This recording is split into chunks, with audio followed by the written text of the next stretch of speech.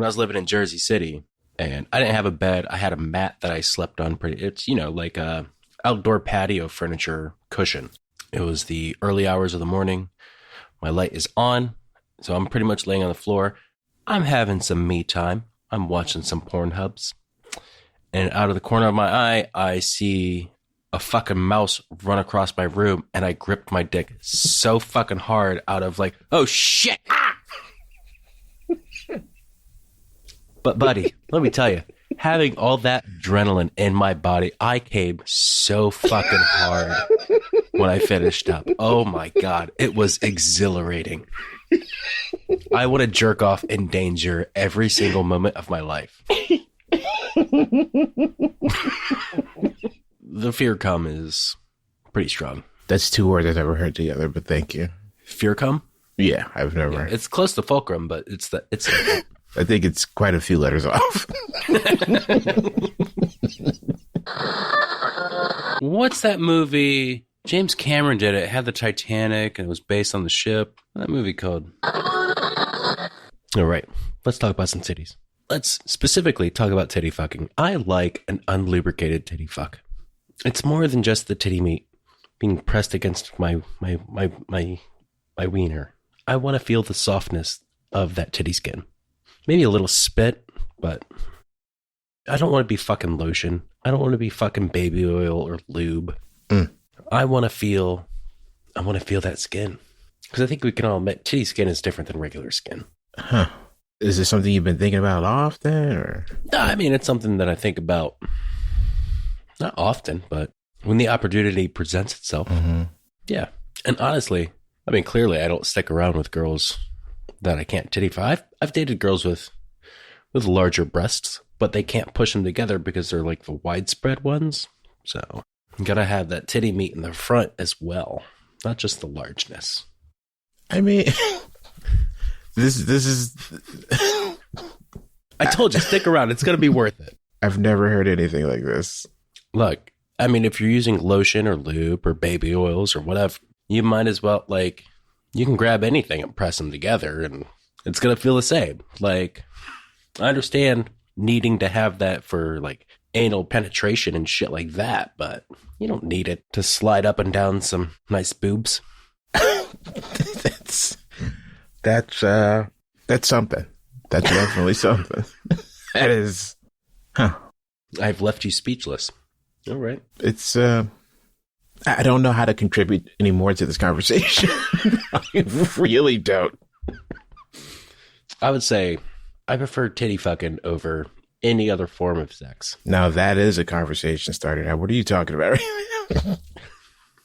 I don't know. It's probably the first time that I ever did it that I was like, okay, this is where it's at. Despite my opinions about safety regulations, you don't have to use a condom to do it. You don't have to worry about STDs. You can just nut as you're doing it. You don't have to pull out. Again, I don't have anything to contribute to this line of logic because I'm like, yeah.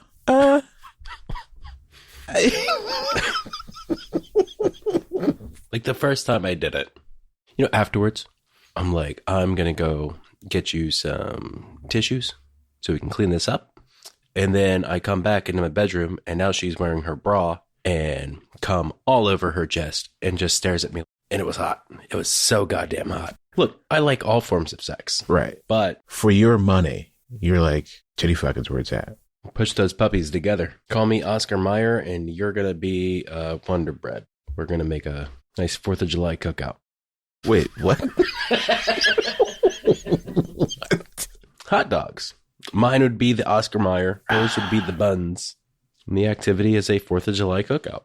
Honestly, I'm going to stick with that and be like, hey, you want to have a 4th of July cookout? And she's going to know that's code for titty fucking. I'm processing this. Oh, okay. That's absurd. Yeah, I think this is the longest that you've taken to process the things that I say. So, hey, what's that movie where Simba becomes the Lion King?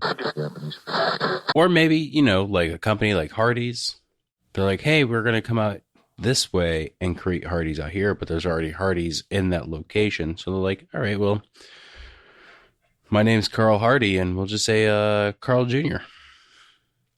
But that's the thing, it's Carl's Jr., not Carl Jr.'s. You just now realizing this? Like, you just now hearing it? Well, we had Hardee's in Ohio, and I've never been to a Carl's Jr. out here.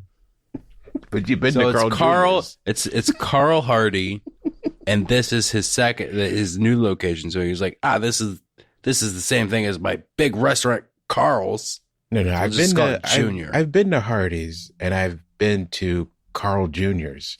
But that's the thing, is New Jersey is such a wild spot that it's like, it goes town to town, the differences between Hardee's and Carl's Jr. But I've not been to Carl Jr.'s, which is different from Carl's Jr.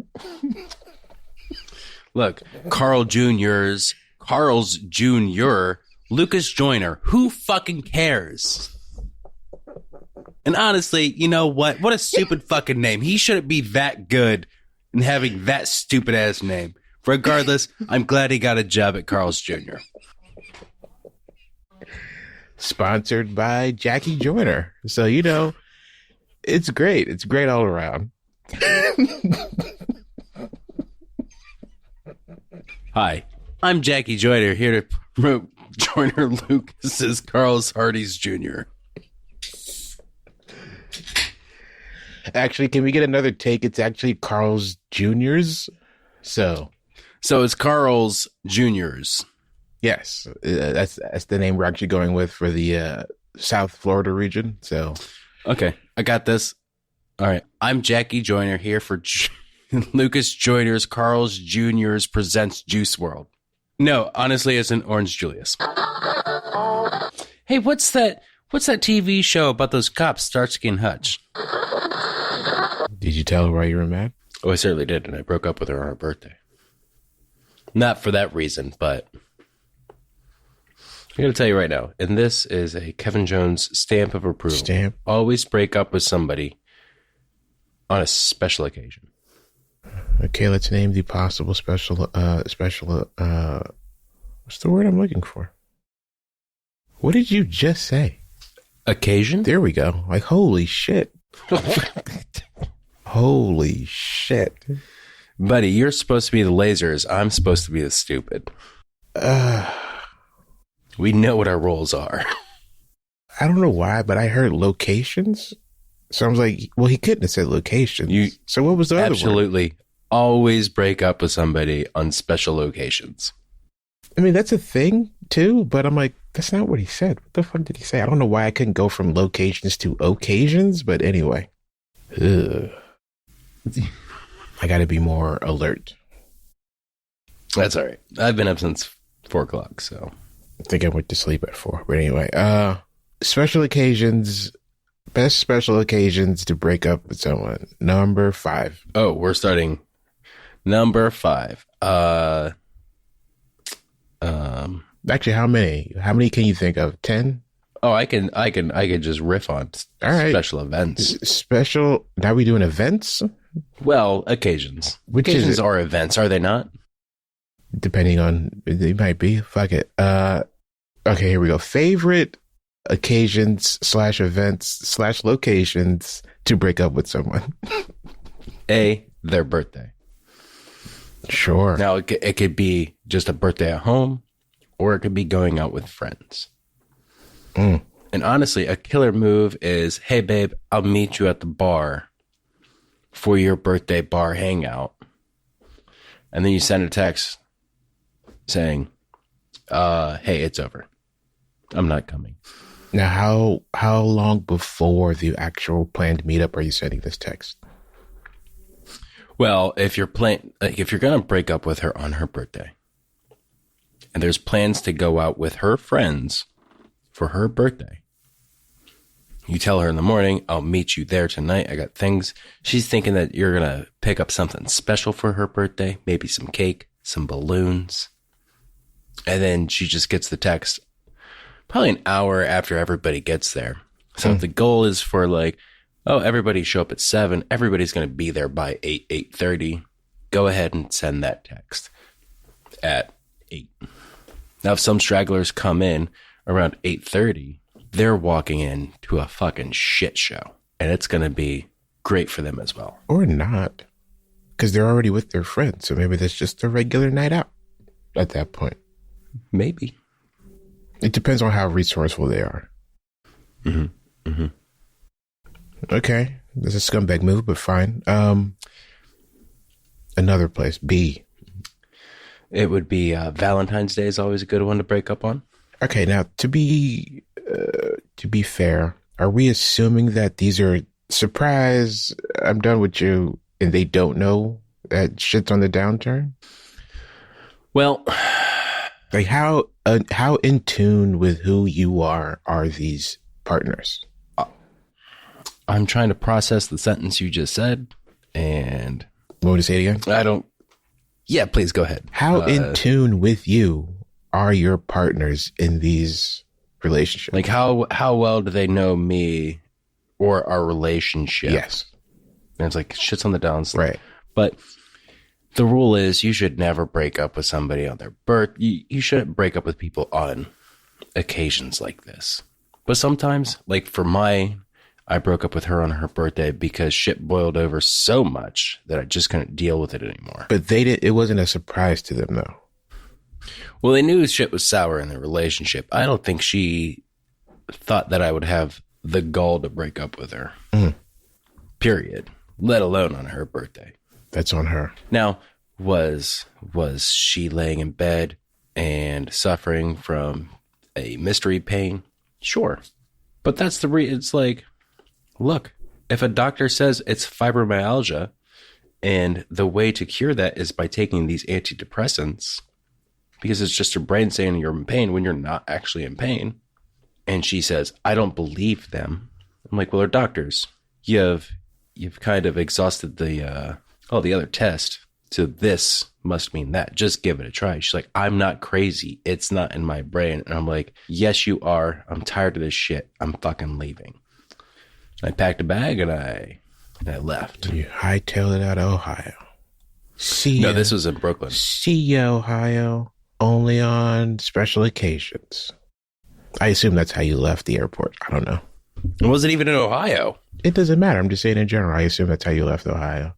See ya, Ohio. Every time I leave Ohio, see you I go, when I see lick ya. my fucking balls, you hilljack fuckers. And then 3 years later, I'm like, oh, I'm headed back home. Yay, it's nice to be back home. I miss Ohio. It's a great place. I grew up here. Oh. It's the place that made me. Oh, what's round at the ends and high in the middle? Ohio.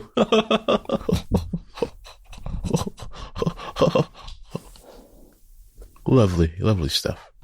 My hatred for Ohio did lessen over the years. But I'm more of an adult now. I would hope so. That tends to be how time works. If I were less of an adult, I'd be aging backwards like Benjamin Button. No. You would just still have a hatred for Ohio for some reason. As if Ohio did something to you. Ohio did do something to me. Didn't offer me anything. I have some childhood traumas because of Ohio. Everyone does.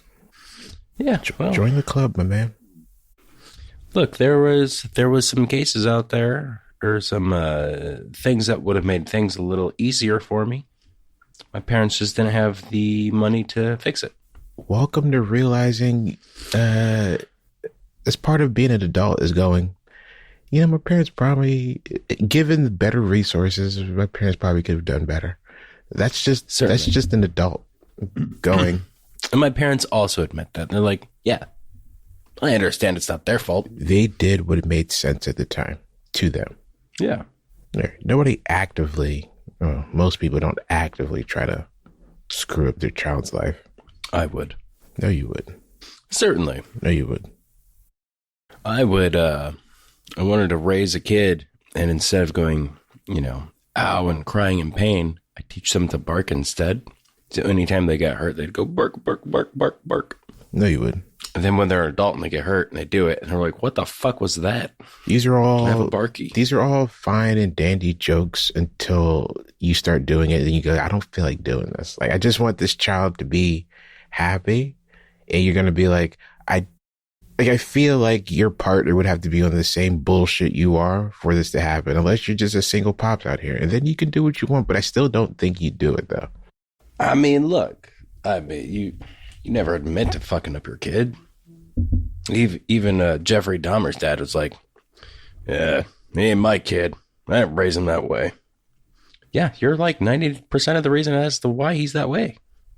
Again, he wasn't aiming for that. Unless, again, no matter what these books and movies tell you, with these fictional stories of, hard as nails pops who just trying to raise soldiers or some dumb shit like that. Like it's a God of War game or some shit. Like this shit don't really happen like that. Except for the cases in which it does. But they're very, very few and far between. That's what I'm saying. Well, I think usually at the end of those stories, the kid comes around and realizes, you know what? My pops was right. He was doing right by me the entire time. You know what? My pop was worse than he was to me. Yeah, that's usually how generational shit happens.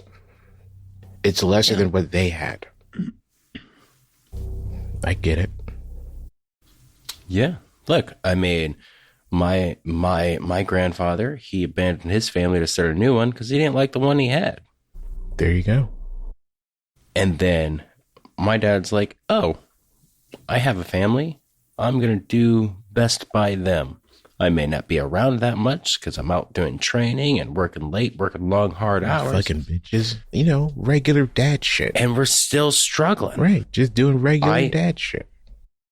Right. He still came to the baseball games and couldn't have been fun for him because I'm just out in left field staring at the sun, picking dandelions.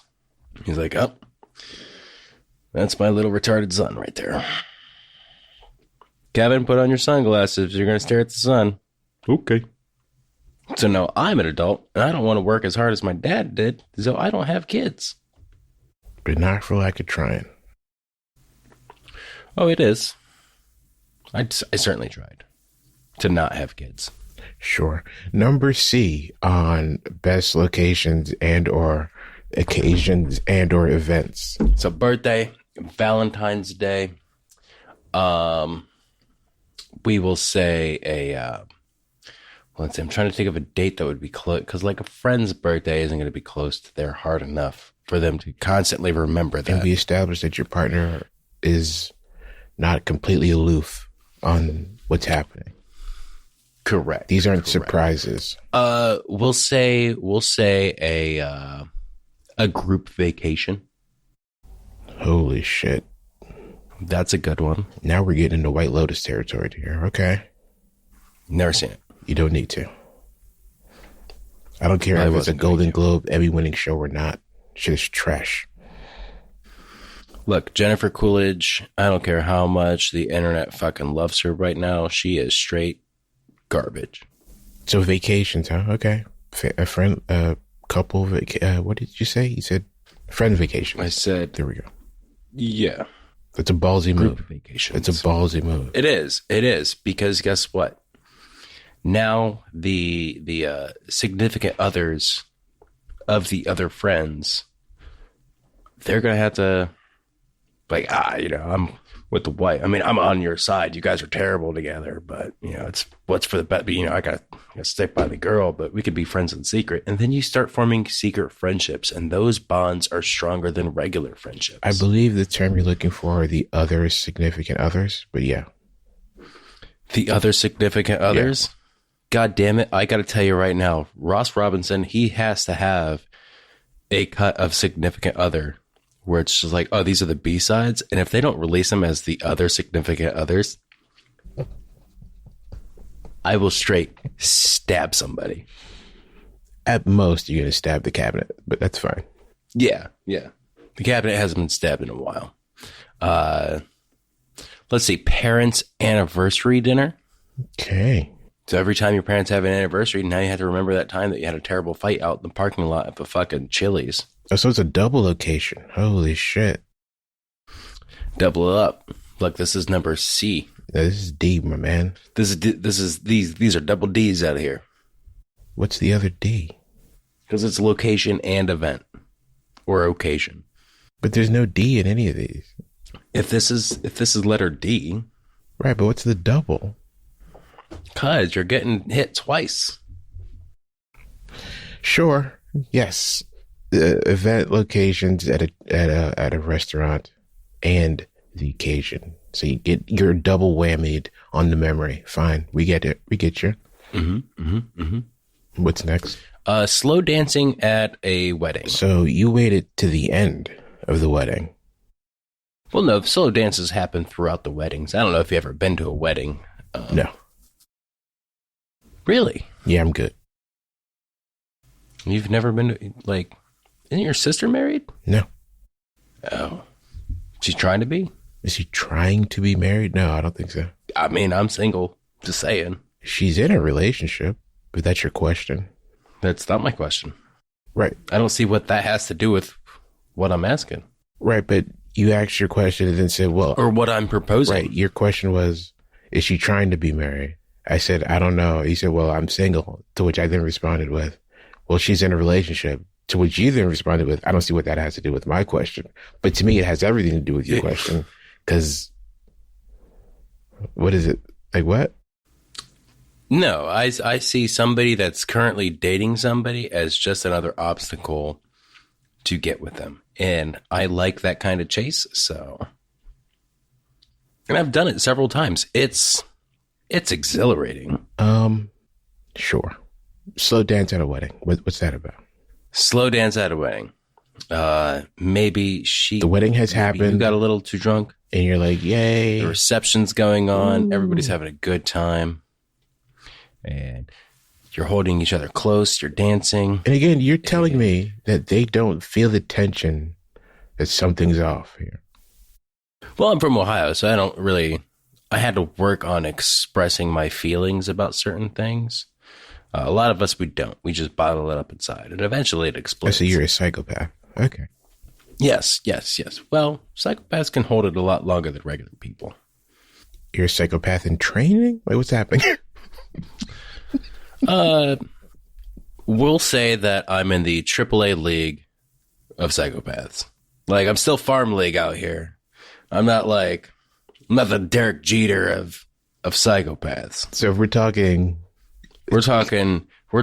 the Akron Rubber Ducks baseball team. So if we're talking, and then eventually maybe the Cleveland Guardians will pull me up to the majors. So what's the criteria for one to reach major league status of psychopath? Like, what gets you there? I mean, put it this way. Let me set the stage here. If we're seeing psychopathic behavior at a wedding in which you're going to break up with someone, or at any of these location type things, this is psychopathic behavior. You in your mind, as the person who's going to do the breakup, you know that, you know what, it's a good chance I'm going to break up with this person. Well, here's what you do. It's because they are in a very comfortable state emotionally with you. They feel close. They feel guarded by you. And you're not feeling that same thing. And you want her, you got to keep calm. You got to keep cool. And you want her to explode so that way she looks like the vicious person that you know that she truly is. See, you want everybody at the wedding to be looking at her and her reaction and not what you did. You wanted to make it look like she lost her shit. And you're like, it had nothing to do with me. So you're doing this. You see what I have to deal with every time? Your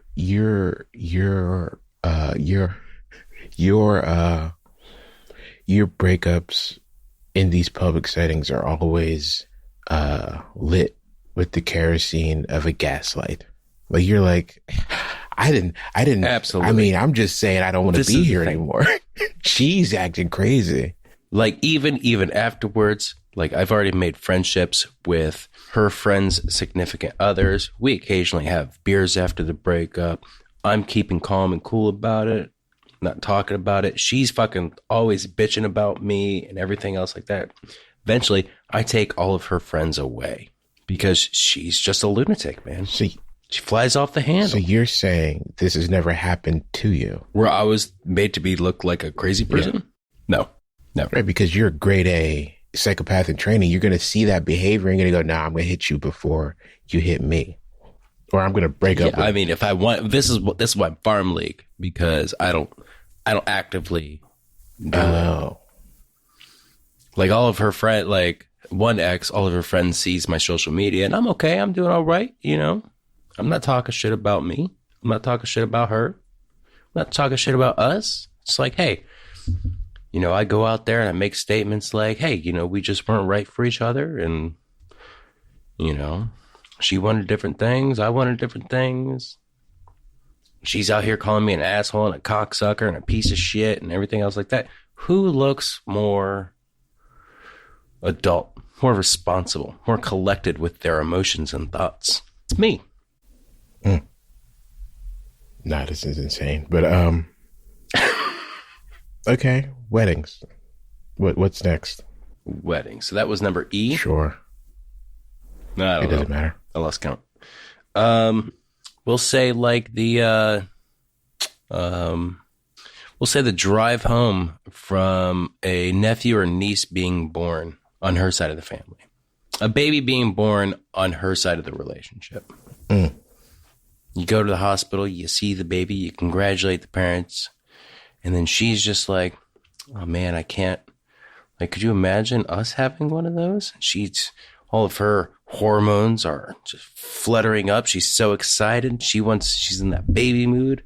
And you go, we got to talk. This isn't what I wanted. You knew this going in. You said you were a maybe on the kids. Well, at the time, right now, it's a no. And honestly, it's a turn off for you to be talking about it. Now, on average, how long are these relationships lasting? Well, it's got to be long enough for her to be in love. So we'll say at least, 9 months. Now, are you in these relationships planning your exit at this point? Like, how long into the relationship are you looking at it like month 7? You're like, all right, I think I need to.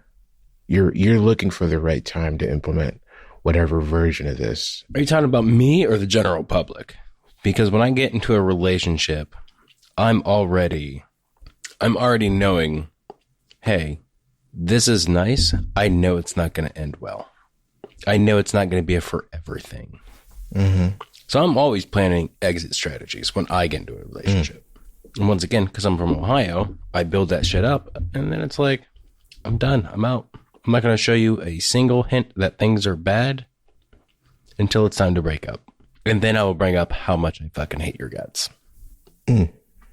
So what, for the amateur out here who's not really concerned with, thinking about seeing this person in the future, are there some practices one can avoid or one can implement to make sure that the retaliation isn't going to be, I guess there's no blowback on this situation for how I'm breaking up with these women or these people?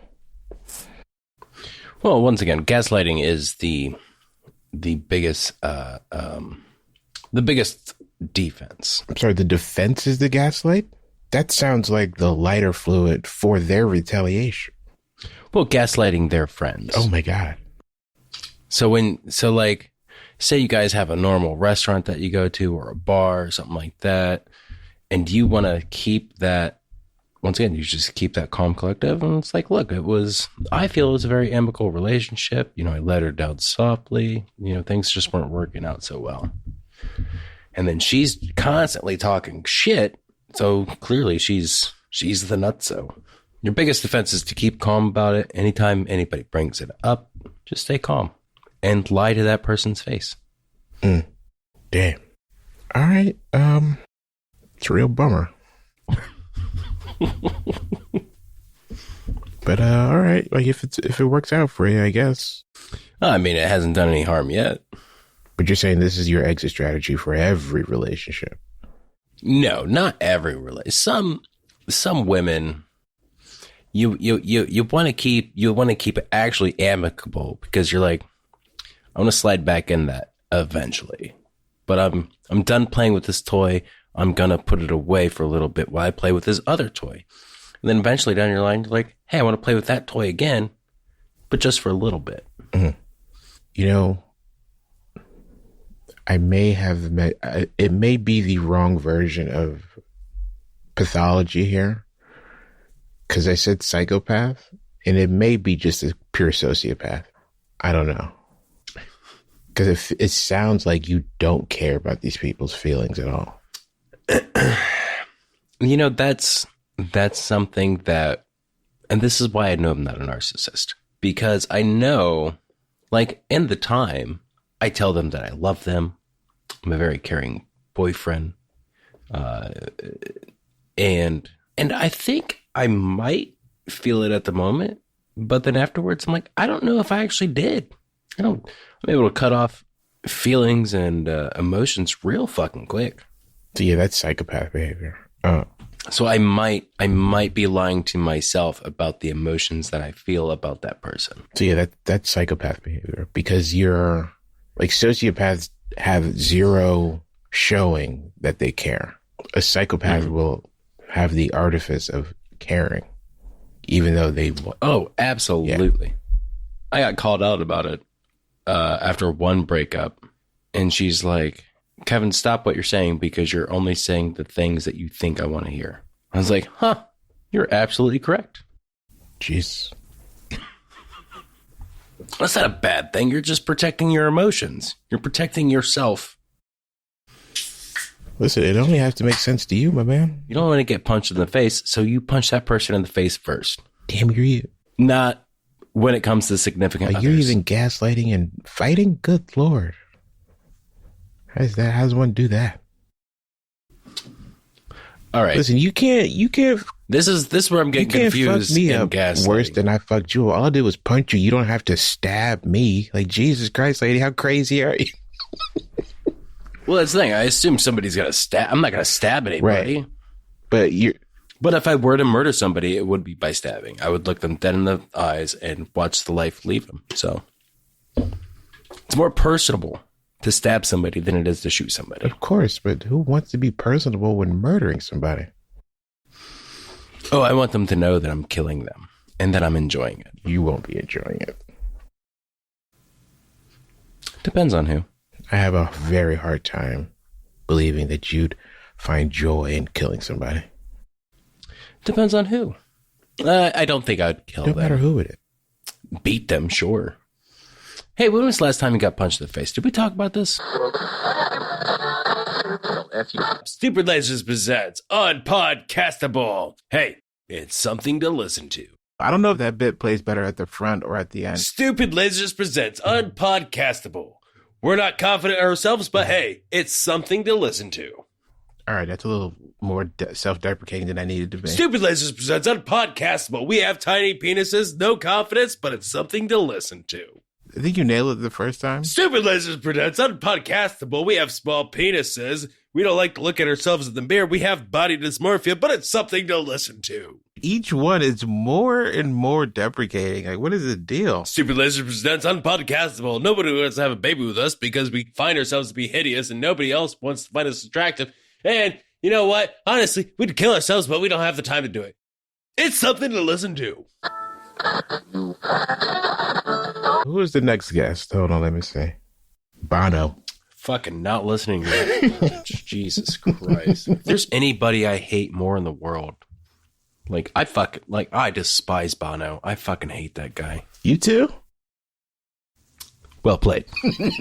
Very well played. That was, it was good. I'm slightly ashamed of myself with that one. Oh, what's that movie with the redhead? She was a little mermaid. Like the last time I had kale was when I was married. I'm never eating kale. It just tastes like shit. Well, that's because you have associated memories with it. You're going to be thinking about how shitty your marriage was and how shit the kale tastes. And so it's going to be like a double whammy of no for you. So it's like, no, fuck you, kale. You remind me of No Sex and Sadness. And you taste like piss. Is that the name of your new album? No Sex and Sadness? Like, what's the title track? Title track of No Sex and Sadness is not bringing that up. It's a little too personal. You know, I've never edited myself for you or anybody else out there. That's gonna bring it down. Let's not talk about it. I didn't ask you. I used to. All right. Why do you keep going down the ladder if you don't want to? It'll be good. It'll be good to get it off my chest. Will it? Yeah. Instead of having it build up inside, sure. I used to smell her clothes because I missed her touch. That's not crazy, though. That's the title track of No Sex and Sadness. I smell your clothes because I miss your touch. So we're going like a real alt-rock album for this. This is definitely Midwest emo. You got to remember, I'm from Ohio, so. Which fuck everybody else that's out here saying Ohio isn't the Midwest. What the fuck are we then? What are they saying? What's Midwest? They're saying Midwest is going to be considered like Wisconsin, Illinois. All right. They'll even throw Michigan in there. All right. Indiana. Mm-hmm. Missouri. Yeah. Kansas. Kentucky. No. You can't throw Kentucky in there. Was Kentucky South? Yeah. Anything below the Mason-Dixon is considered South. Even if it's West? Well, that's Southwest. So like your Arizonas, your New Mexicos, that's Southwest. Fair. I guess Texas would also be Southwest, even though it's smack dab right in the middle of the fucking country. What a bunch of fucking down in Texas, man. Consider. Whoa. Just to be clear, we went from... I smell my wife's clothes because I miss her touch to Texas and a bunch of fucking R words. To fuck Texas. Okay. All right. Hey, what's that TV show that takes place at 30 Rock? Hey, would you much rather grow up in Nazi Germany or fascist Italy? Where are these questions coming from? The top of my head at the moment. Hey, if you don't want to talk about history, that's fine. I can bring up something else. Did I mention I saw Jojo Rabbit? I did, right? Yes, you did. You said it was goofy. It is goofy. It's not just goofy, though. I didn't say it was just anything. I just said it was goofy. You said this movie is goofy and silly, and it would make a better cartoon. I don't know about better. If I had the choice between Nazi Germany and fascist Italy. Oh, I thought we were talking about cartoon joke. Anyway, go ahead. I'm still me with the same parents, or am I just anyone? Nope, you are yourself. I don't know. I feel like I would have a better time, easier time in fascist Italy, but I don't know by how much. Yeah. I'd say Nazi Germany is going to be rough for anybody unless you're me. Like I remember it was freshman year and I was in history class and we were talking about Germany and the Nazis, the Hitler Youth. And my teacher looks at me, and my hair was a little bit lighter at the time.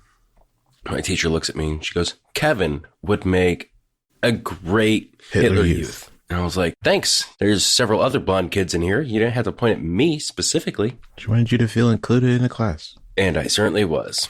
Probably within the week's time, I was laying on the floor snorting Ritalin in her class. She was an idiot. So she was doing her best. She was doing her... What was her name? Miss Goodrich? Anyway, doesn't matter. She's probably dead. What's that TV show where the guy's telling his kids that story about how he met his mother? I'm sorry. I honestly have never seen an episode of this show. Is that the premise of the show? What would be the most offensive way to say something nice? Depends on what the nice thing is. All right. So Sacha Baron Cohen. Mm-hmm. I said he's a tall drink of water, but it sounded offensive. But that's just saying somebody's tall. That's not a nice thing to say. Like some people don't like being tall. Who doesn't like being tall? I've heard people complain like it's not too tall. He's a tall guy, but I wouldn't say he's too tall. Too tall is relative. Like I can't tell you what his issues are in life. Maybe he loves the Lotus Elise and he's like, God damn it, I'm too tall for this small fucking car. I wish I was a foot shorter. Yeah, you got to have a certain build for that.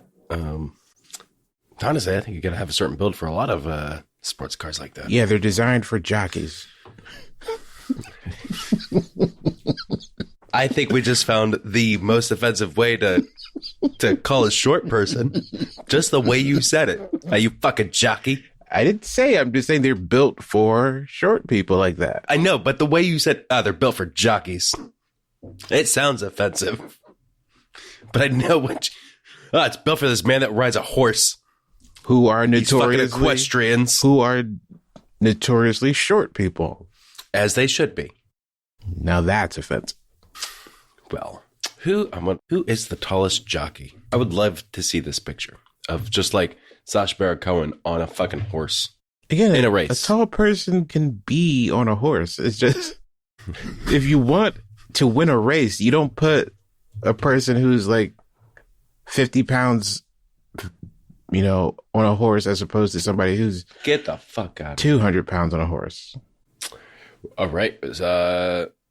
It's Monet Bull, former NBA player. He stands at 7'7". He received his jockey license from Indiana Horse Racing Commission. Minute Bull. To ride at Hoosier Park. Minute Bull. Whatever. Tomato. I guess if he got his jockey license, I guess he could be a professional jockey. Do you think the small jockeys are like, these fucking tall guys taking everything from us now? No, I don't think that's a conversation. Because again, as a person who owns a horse to be raced, you want the least amount of weight on the horse as possible. If that horse could run for fucking solo by himself, it would be great. Yeah. So the lightest person possible, it won't be a 6'4" person. It just won't be. I mean, they could be deathly skinny. I'm pretty sure they have how tall is Christian Bale? He was he did The Machinist. He's a tiny guy in that. I'm pretty sure you have to pass some sort of physical to be in these things. I say we just put heroin addicts on horses and see what happens. Are you aiming for the wildest shit to say on this show, or what's going on here? I mean, that's not the goal. I didn't think it was. I didn't think heroin addicts and horses would be the wildest thing I've ever said, but it's not the wildest thing I've ever said. I'm just asking if I'm aiming for that. No. These are just things that are coming to my mind at the moment. Okay, that is the only time I will. Trying to have a good time. Hey, if this is a good time for you, then I'm all for it. This is my favorite part of the week. I want to do this every single day. Except you don't. That is my goal. Except you don't. I do. No, you don't. I would love to. If I could have this as a job and fucking HelloFresh is paying me to talk, I'd love that.